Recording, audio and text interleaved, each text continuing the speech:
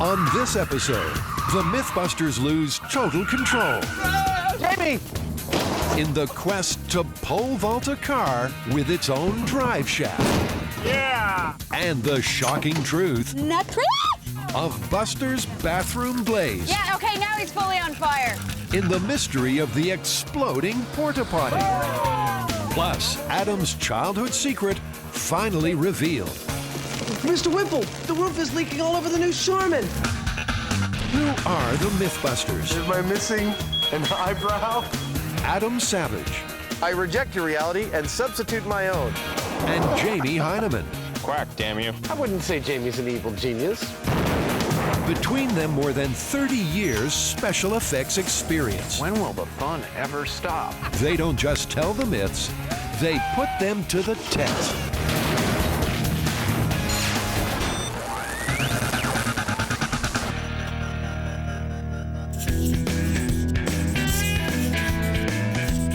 Well, we've done an awful lot of car myths on MythBusters, Jamie, but this one's actually quite interesting.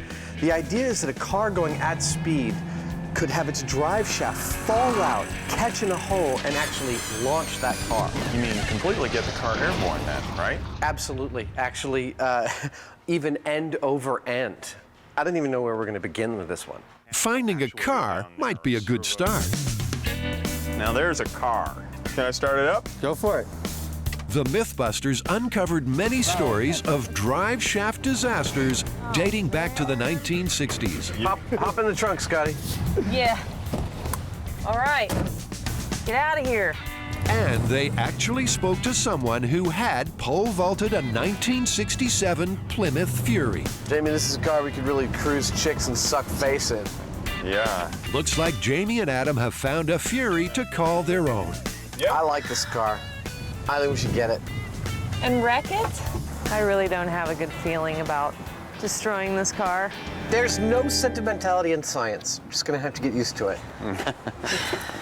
It's our mission to destroy this car, no matter what. And the Fury does fit the bill for the MythBusters. Personally, I'd rather use this car than anything else. When we did the American Graffiti rear axle being pulled out, you know, we used a newer model of car and we got a lot of guff for it. And I'd rather not have to deal with that kind of guff and have people think that, you know, a myth is unbusted. It's about the myth, you know. It's that's the car. Thank you very much. You're doing a good deed for science. Well, we've got our car. Now I guess we have to rig the drive shaft. Yeah, and I actually noticed underneath our car, the drive shaft, which isn't represented here, let's say this is it, actually has two universal joints, one right outside the transmission and one right in front of the rear differential. And this is actually perfect for us. The first is the one that would fail right by the transmission, and the second is the hinge that the drive shaft would ride down on to catch in the pothole. Yeah, well, it looks like the tough part's going to be to figure out how to disengage that front universal joint. They still need the drive shaft to drive the car, right up to the moment it hits the pothole. That rules out any mechanical device on the spinning shaft. Scotty gets up close and personal with the drive shaft. One drive shaft coming up. For you, one nice greasy part, guaranteed to get your shirt dirty.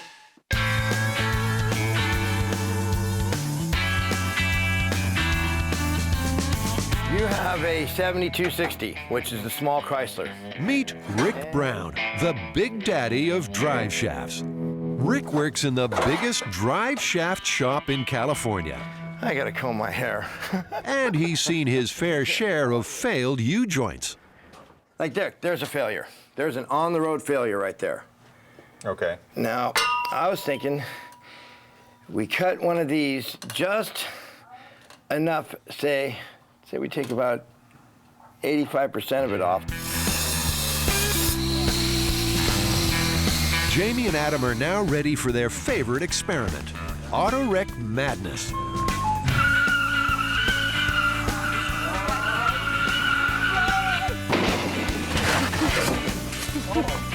But first, it's time to revisit another old friend, the exploding toilet.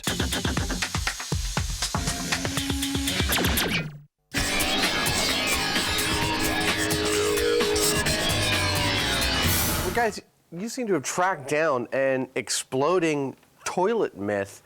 Correct me if I'm wrong, but didn't we already do this last season? No.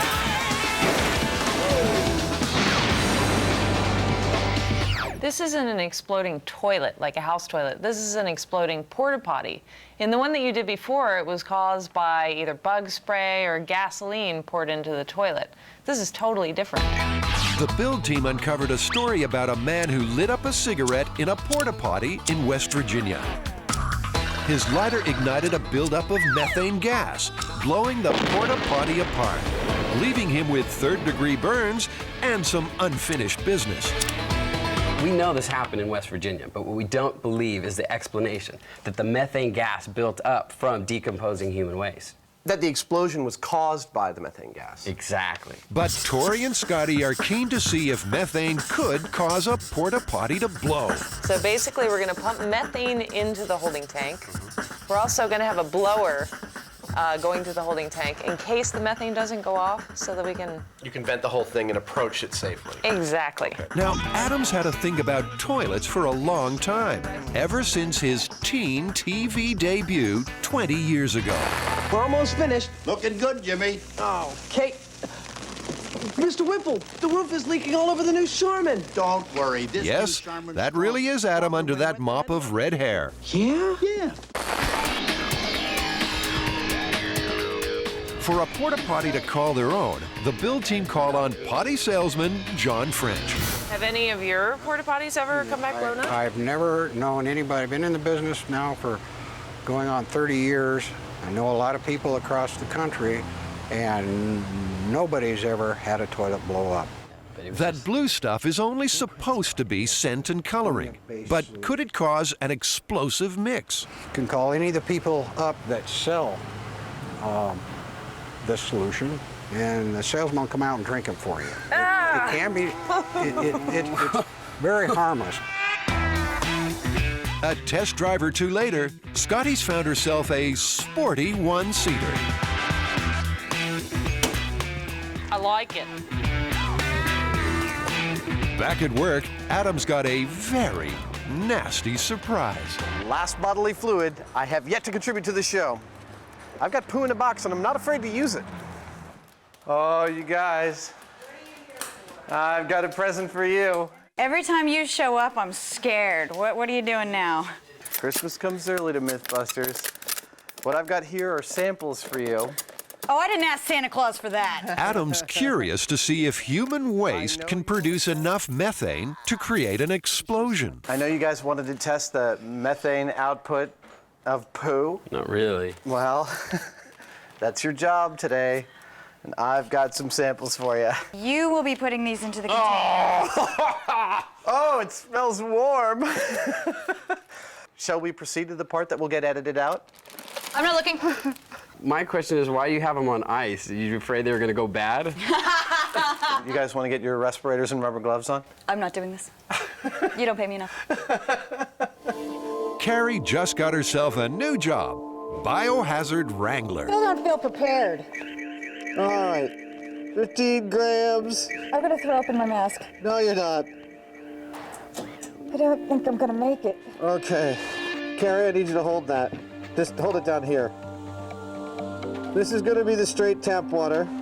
Adam's samples will go into 3 flasks, one with water, one with urine, and one with blue toilet liquid, with a 4th empty for control to see which mix, if any, produces the most methane. I can't believe I went to college for this.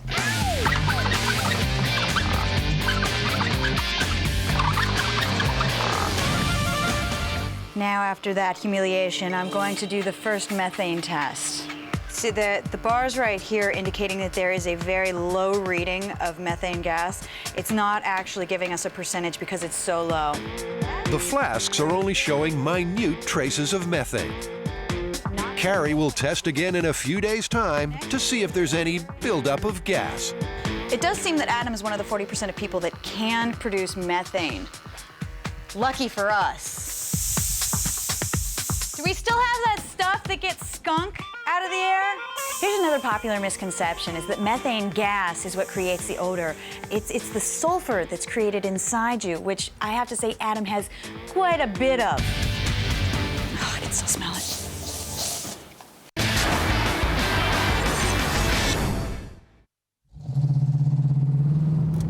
Jamie and Adam are the proud new owners of a 1967 Fury, the same model car featured in the myth of the drive shaft pole vault. After weakening the Fury's drive shaft, they need to find a way to break it on cue. And Jamie's got an idea. At high speed, he's going to throw the gear into neutral, rev the engine, then jam it back into drive. The high rev should snap the weakened U-joint and drop the shaft on cue. And that's not all. They'll also be driving by remote control. Do it a little bit, see what it does. And Jamie and Adam have 4,000 pounds of V8 Fury to tame. And this one is by far the most advanced rig we've ever installed in a car. We're not only just controlling the throttle and the brake as we've done most other times, but we're also controlling the shifter, and we've got a brand new steering control using some very high-tech servo drivers for the motor. I can precisely control it. Right here is straight ahead, and now we're turning to the right, so it works perfectly. Now that Jamie's got the steering under control, Adam's got the tricky task of figuring out the brakes. It doesn't matter how many times I build this circuit, I always need to draw it out, and it's always really confusing. That's the brake, isn't that pretty? It's arguably the most critical part of the whole operation because you have to be able to stop the car. I mean, that's just critical. That's the emergency thing. The entire remote control system is set up so that if it fails, if it loses its signal, it automatically depresses the brake. The hardest part of the remote rig is calibrating 4 different control systems. Steering, throttle, brake. Steering, throttle, brake. We have a servo, a custom-made servo that's mounted to the steering wheel. We have another servo that is set up to shift. We can go forward, reverse, neutral. We have a third servo, which is on the throttle. And then lastly, we have an electronic piston that pushes on the brake on cue. And so it can put the brakes on or off or somewhere in between. The remote rig has got a big job to do. From a distance, we have to be able to, say, thread a needle with this car. Tell me when I'm straight. Okay, a little more, more. Perfect. Just surviving this myth might be a victory in itself.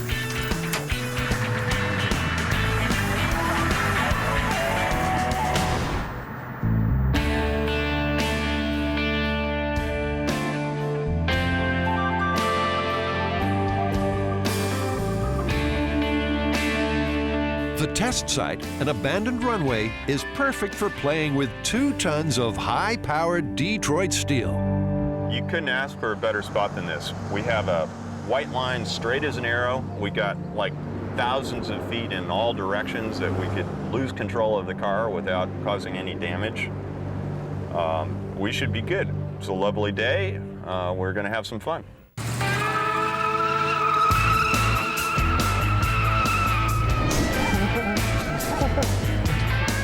The only ones not having fun are the pothole diggers. But Tori wants to brighten up Scotty and Carrie's day with his 2-wheel tricks. You smell that? What's that? Bad things.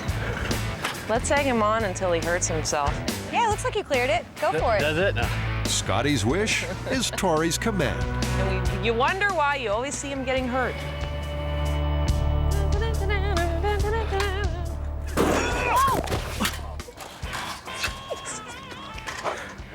I'm okay.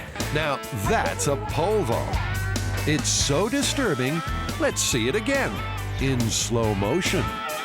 But kids, remember, don't try this at home. Why do I always laugh when you get hurt? That looks so bad. Oh my God, I can't believe you did that. I thought I was gonna make it. We're doing the hole in a V to help guide it. Oh, okay. Just like a pole vault, the hole should guide and catch the drive shaft, lifting the car into the air. This is 3 feet wide here. I measured 4 feet from inside to inside on the tires, and the goal is to actually release it back here about 20 feet to try and do that and then have it slide into the hole. Ah, okay. So what if the friction of the asphalt just kicks it up before you even get to the hole? We're prepared for all those things, but here's hoping that it works the first time out. Yeah, as it rarely does. Yeah.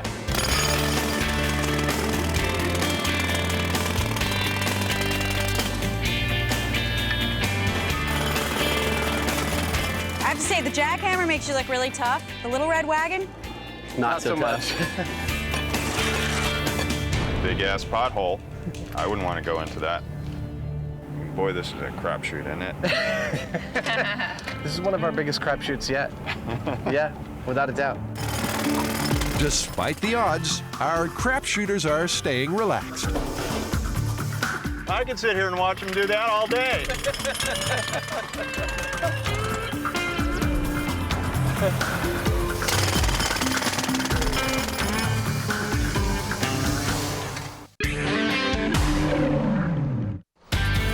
It's delivery day for the star of the exploding porta-potty experiment. One used porta-potty for methane demolition. Sign here. this one empty? I would hope so. Oh, man. Do I have the best job or what? The build team want to see if methane can fuel a porta-potty explosion. So first, they need a hole to pump the methane gas in. What is on your forehead? Is it poo? Oh, there's some crust on this side of your head. I'm not getting it for you. Oh, right there. Yeah, wipe that off. A vent hole will help blow the gas out if it doesn't ignite. Oh, it is not pretty. Tori needs an ignition source for the methane. And what could be better than Adam's lighter rig from the original exploding toilet myth? See how well it works now? With my modifications. There we go. Tori thinks he can improve on Adam's rig. And the master has some advice for his lighting apprentice. Go to a store that sells a bunch of, like a smoke shop, and get 5 or 6 different kinds of lighters. Choose the one we think is most reliable and most available. What is this for? Adam is keen for Tori to build a protective casing for the lighter rig. But something that can handle an explosion. That way we don't burn Jamie's servo. We don't burn the servo, we Or don't. the lighter. Oh, God. Somebody's showering today in disinfectant. So after many hours of rethinking and refiguring, I came up with a new ignition system. I call it Block O Wood. It's a little simpler than Adam's. I hope it works.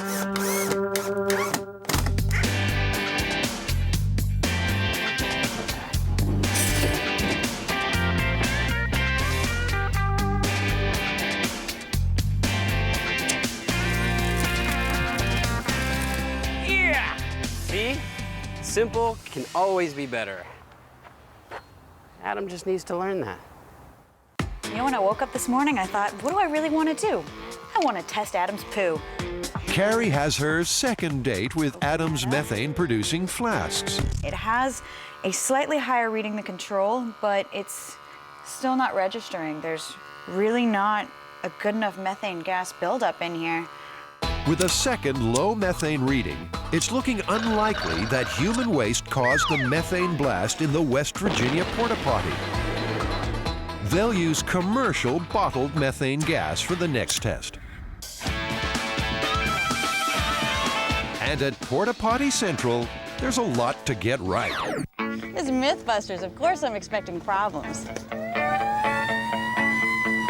The San Francisco Fire Department will deal with any toilet infernos. Come on, lazy! And Scotty and Christine will deal with any grass that needs watering. The gas will be pumped into the toilet, and it can also be ventilated out from a safety zone 100 feet away. Go ahead.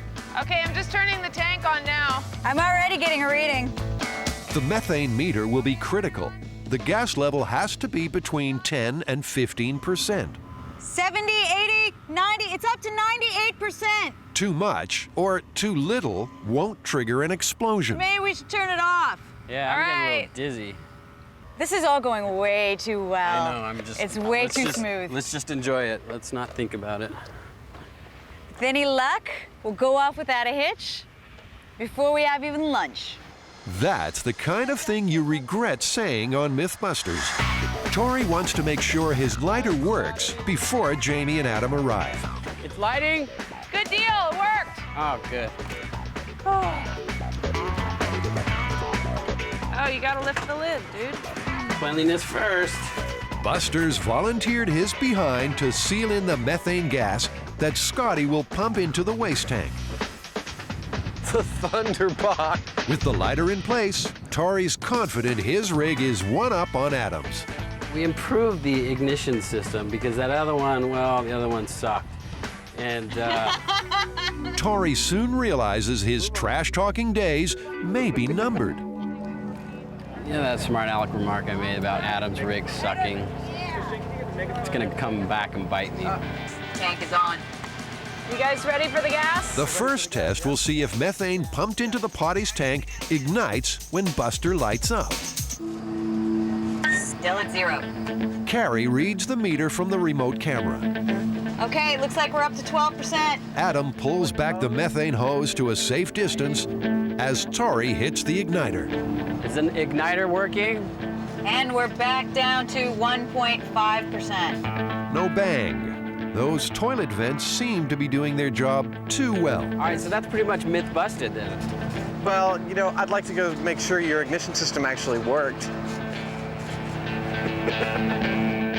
Tori's lighter isn't the problem. Oh, okay, good. So it's big bathroom bang, take 2. Initiate the gas. Okay, tank is on. Gas is flowing. I feel it. Carrie, what do we got? 0. It looks like this baby is just too well designed. You know, I just think the toilet's doing exactly what it's supposed to do, which is to get rid of any excess methane. I mean, it's going into the box, it's going out the top. Let's cut it. Let's cut it and tape up the vents and see what happens.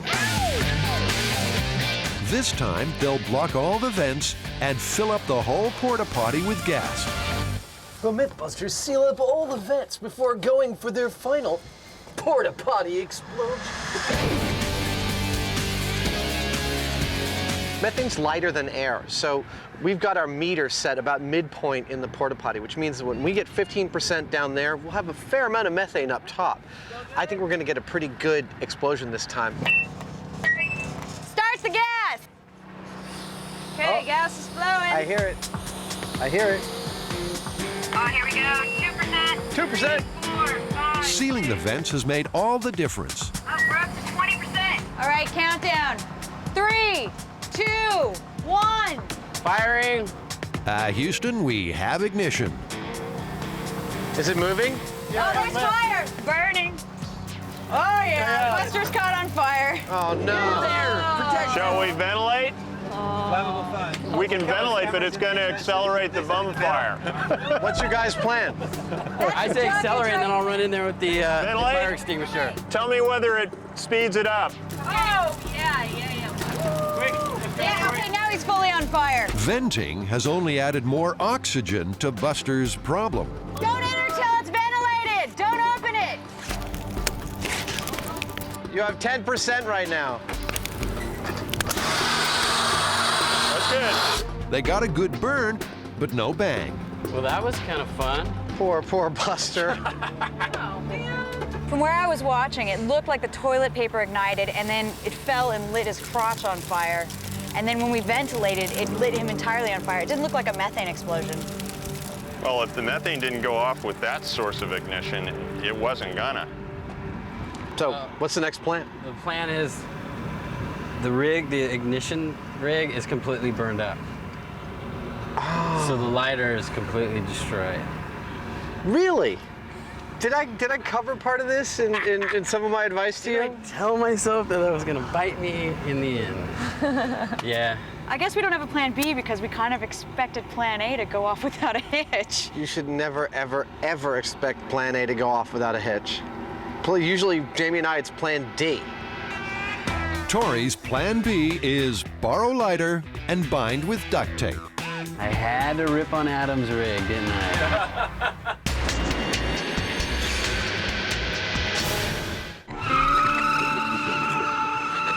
It's time to put the drive shaft pole vault to the test. It all looked so easy on that piece of blue paper back in the workshop. This is the MythBusters' most complicated remote control rig, controlling steering, gas, brakes, and gears. There's a lot that can go wrong. And this thing is touchy. Really? It is like you just barely nudge the stick and it's like off to one side or the other.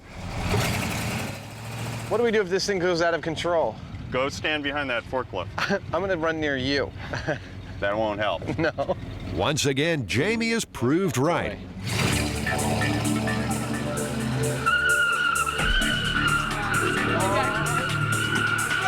As the car turns on its makers.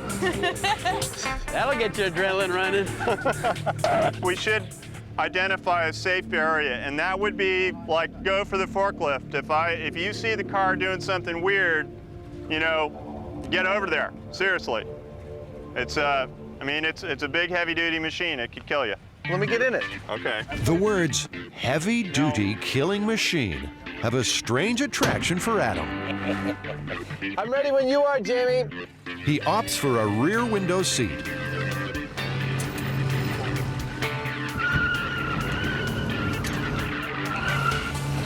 Adam's got absolutely no control, but then neither does Jamie. Oh my God. Oh! Jamie!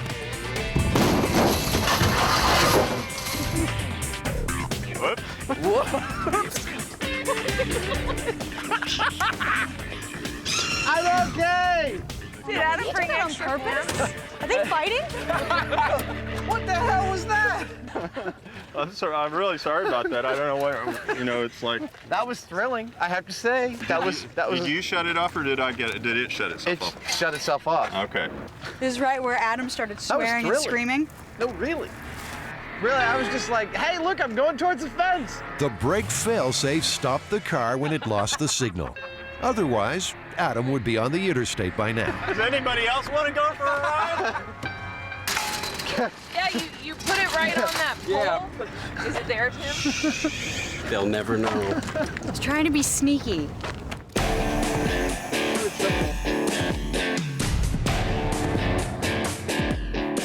Jamie has learned one new trick. Car goes in reverse. That's a brand new development in RC cars from MythBusters. It's the biggest toy in the world. And car also goes out of control. That's not a new development. Car's gone. No! No! Stop! Jamie, hop The in. Fury is headed for a swan dive into the bay.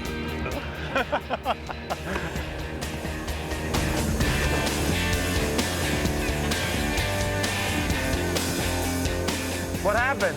I think what happened was that it took off before I had all of the switches on. You only had a couple hundred more feet and we were in the drink. I think what happened this last time was just plain old human error, namely me. Jamie's realized this job is too much for one mere MythBuster. He needs another pair of hands on the remote. With Scotty driving them in the pickup, Jamie can concentrate on the steering, throttle, and brakes, while Adam takes over the shifter. This is pure dumb luck, if it works, and that's why I wanted Adam on it.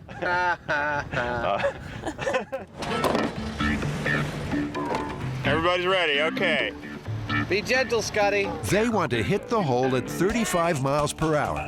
Scotty plays catch up in the pickup, calling out the speed as Jamie gasses the Fury. 25. 35. I'm thinking. Don't talk to me. Sorry. The new division of labor is working. After hitting the pothole twice at the right speed, it's time to swap over to the weakened drive shaft and go for the drive shaft pole vault for real. Well, this is going pretty much like any MythBusters shoot. We've spent most of the day and a good portion of the afternoon just tricking out the mechanics of our remote-controlled car. Now the easiest part is done. We're facing the hard part, which is actually getting the damn drive shaft into the pothole. And who knows whether that one's going to work or not. Cool. Stay clear of the car. Stay clear of the probably out-of-control car. Out-of-control car is Adam's way of saying ready to go. We're ready. Slower. 15. 20. That's a good distance. Catch up with it. 25. The first run is on target, but the drive shaft didn't drop. Brakes are on. Okay. Something didn't work quite right, and I saw some tire skids, and it wasn't from brakes. No, it wasn't. That was from reverse. Okay, well, so what happened? You know what that means. Yes, it means that our drive shaft is too strong. Yes. So let's get this car back to position 1. Let's further weaken the drive shaft. Yeah. Adams accidentally had a reverse gear revelation. Basically, when I jammed the car into neutral, I accidentally left it in reverse, and the tires screeched, which told us an important fact, which is you can jam this car into reverse at speed, which is actually an ideal way to put so much tension on the drive shaft that will crack it. That's pretty weak. I mean, that's as weak as I can make it while it's still on the car. Okay. All right. Are you ready? Adams got his fingers crossed the shaft will snap this time around. Pity he left those same fingers in Scotty's door. I know. No, it's not your fault. Sorry. Okay, let's go. Okay, all clear. Door closing. Door closing. 25. The Fury is traveling straight and true. 30. Back to neutral. But the drive shaft still won't budge. Good timing, though. I think we were spot on. The speed was good. The speed was perfect and our timing was great. So we need to pull it out quickly and weaken it further. Okay. Driving it back. Okay, back to 0. This U-joint is proving to be one tough hombre. It's handling an awful lot so far. I don't want to do this again. It's not recommended to do this to your own drive shaft.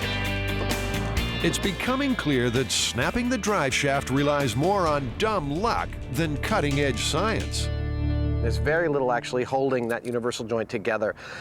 Starting to look like Swiss cheese now or something. Yeah, it is. It's really looking aerated. One Swiss cheese drive shaft ready to go. All right, let's go.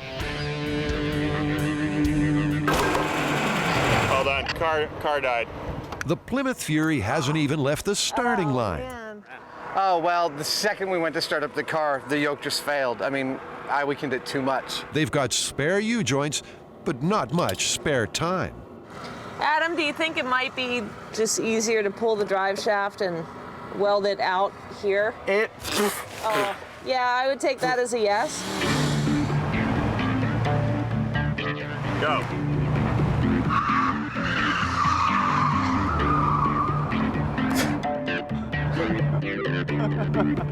Take it back. All right. Turn around, Scotty. Okay. Quick reset, quick reset.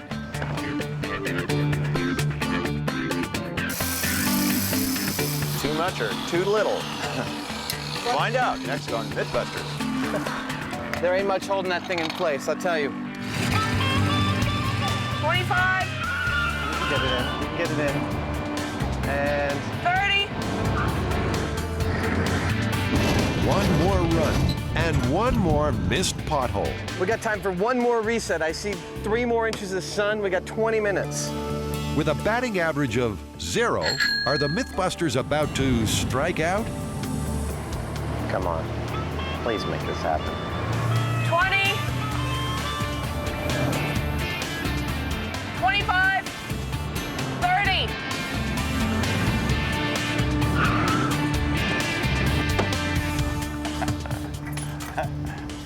I think we're cooked for today.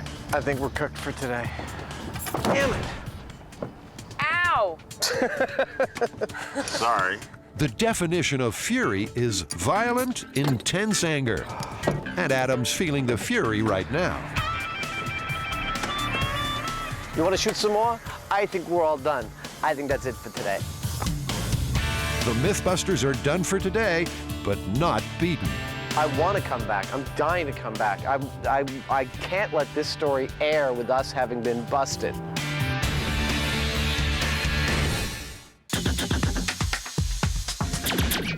goes the gas. It's been a typical MythBuster day, testing the exploding porta-potty myth. First, the methane gas failed to ignite. Still at 0. Then Buster caught on fire and destroyed the lighter rig. Adam's still full of that good old MythBuster optimism. I'm really looking forward to test number 3, where we actually put the meter on the bottom, build up methane in the entire porta-potty, and then I hope we watch porta-potty pieces shooting out into the bay. The lighter-than-air methane will fill up the whole potty before it reaches the meter. Let's go for the money shot. All right, tank is on, ready for gas? The methane level has to be between 10 and 15% to ignite. Oh, I hear it. 1.9, You have a little 2%. toilet paper hanging above the thing? Yeah. It's gonna ignite? 3%. Your guess is as good as mine.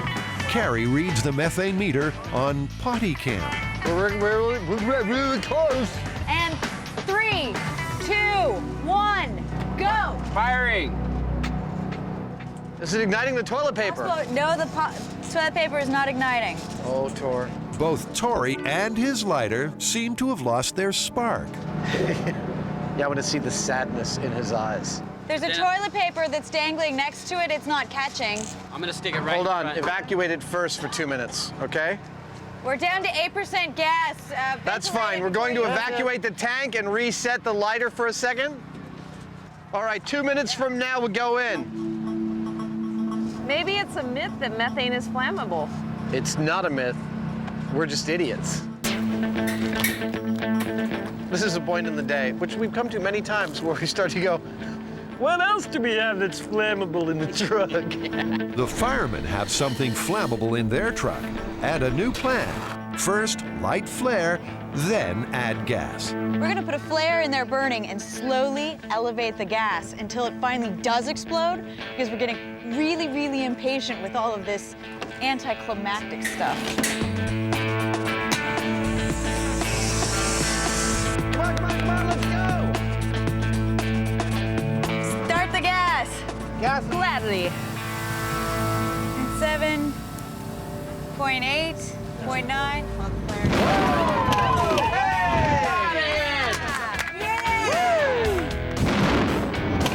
The first flash of success. Thank you, San Francisco Fire Department. You look pretty bad to start with. I don't think you look so bad now. I think the urinal got it worse. Well, Are you guys satisfied with that? that was cool. You want to do it again? Yeah, let's do it again. Surprisingly, the meter was at just 0.9% when the methane ignited. Adam believes its position has been the problem all along. What it's highly likely is that 0.9% on the bottom equals an overall density of about 15%. That's the problem we were having. When we were reading 15 down there, it was so rich that just there was nothing for the lighter to actually ignite with. There was no oxygen. For the final test, there's no meter and no fancy ignition rig. We tried to make all these complex rigs to ignite, and it boils down to simple. Simple is better. There's no more meters, so we'll just count down. All right, initiate the gas. Oh, I can hear it. This time, it's just light candle, add gas, and wait for a big bang. This should be the most exciting one yet. Jesus. You didn't need that here, did you? You know, it's just as boring as last time. Hey! Yay! We have explosion! Finally, the sweet, sweet funk of porta-potty success. Good work, Carrie. Scotty. So get this all cleaned up and I'll see you back at the shop. Thank you very much, Adam. Really appreciate you leaving for the cleanup. Really, really do. Thanks. Well, guys, that was pretty darn definitive. Yeah, basically every one of our experiments says that there's no way somebody is going to blow up in a porta potty due to gases caused by the decomposition of human waste. She's right. And the actual story is that this guy was working at a methane plant, and the porta potty was sitting over a pipe that was leaking. So basically, he's sitting in this cloud of methane gas. So it's not exploding porta potty, it's exploding methane factory. Which I think is very feasible. What? Totally different experiment.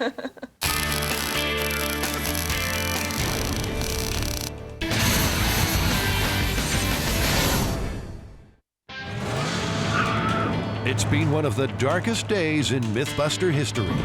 Breaking the drive shaft to pole vault the Fury into the air just hasn't happened. For our myth duo, failure might be an option, but drive shaft failure is a necessity. Early the next morning, in a flash of pre-dawn inspiration, Jamie and Adam have come up with a simple solution. So going forward, it's tightening the bolt. Yeah. And keeping it all together. And then the second you jam it in reverse, the tranny grabs that nut, unthreads it. And off we come. Unthreads it, and punk, the drive shaft drops out. Unscrewing the shaft using reverse should eliminate the trial and error of cutting it. The bolt welded into the hollow drive shaft can be quickly re-screwed and reset. Keep going fast. Yep, keep going. Whoa! Oh, there we go. That would be a failure. Well, we've got our special threaded coupler in the middle of the drive shaft that Jamie and I put in, and it's working beautifully as far as I can tell. It'll be good to get some, finality to it and see this actually work or not work, whatever is the case. Now we pack up all our tools and head out to the site.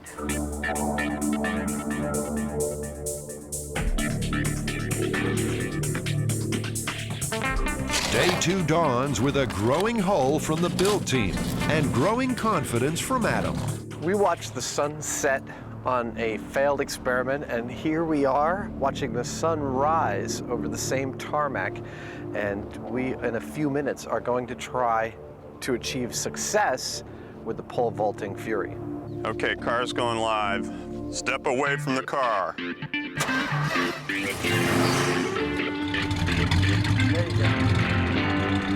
Are we just gonna do it? Yep. Okay, 25. 25.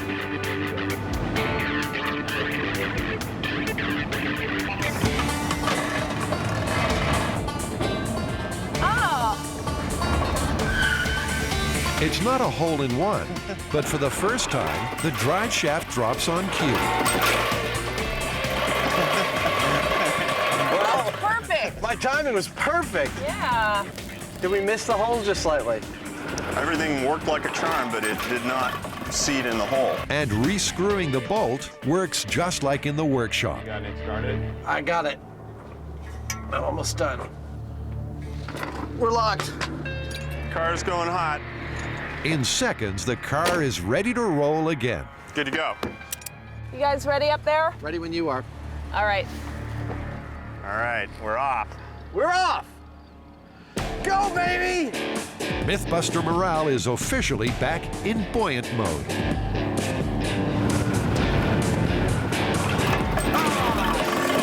I was too far off. What?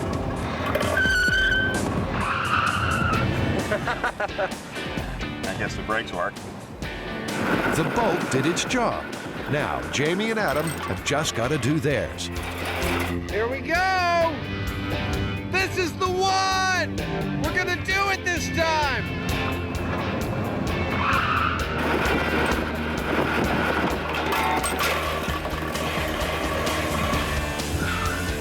For a second there, you almost believed him.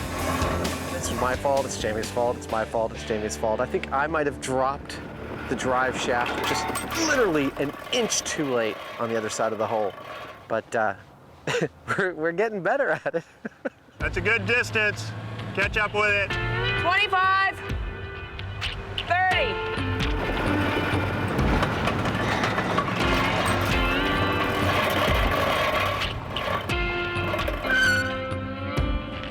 Now that you may be right. I think we hit it dead on. It looked perfect. That looked perfect. This drop was perfect, but the shaft still didn't catch in the hole. Well, I swear we hit that one dead on. I mean, I saw it dropped before the hole, it settled out and skipped right over the hole. So I'm now thinking that maybe we do need to go at a lower speed. For Jamie, mass combined with energy is a very simple equation. That car going at, even at like 15 or 20 miles an hour, there's way more, or way enough energy to, I think, to lift it up, to jack it up if that thing hits square.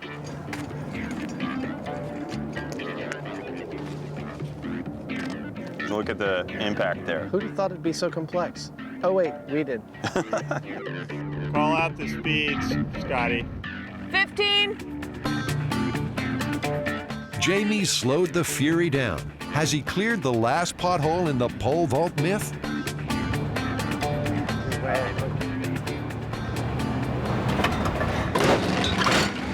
Yeah! Yeah! Woo!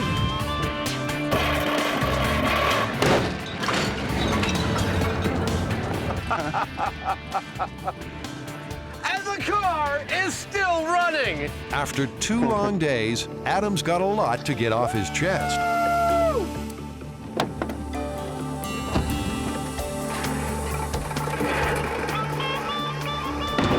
It's a perfect pothole hit, even if it's not exactly a pole vaulting Fury.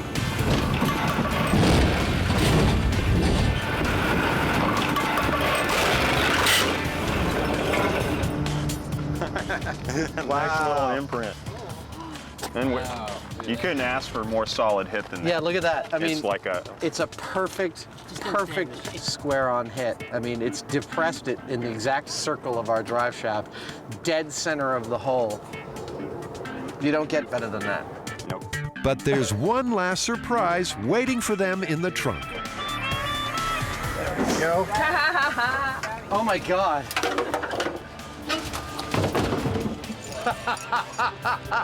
So you took out some brake lines too.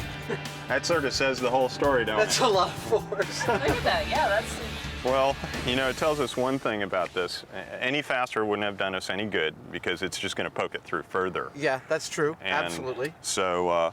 And it did lift the back of the car up off the ground at least like a foot or 18 inches from what I saw.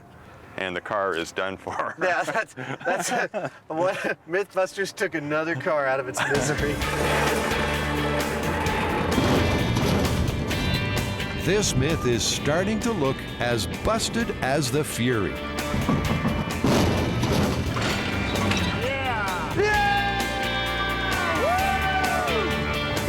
Well, that was an exhausting couple of days, but it was kind of rewarding in the end. You know, we pulled off a pretty tricky thing to do.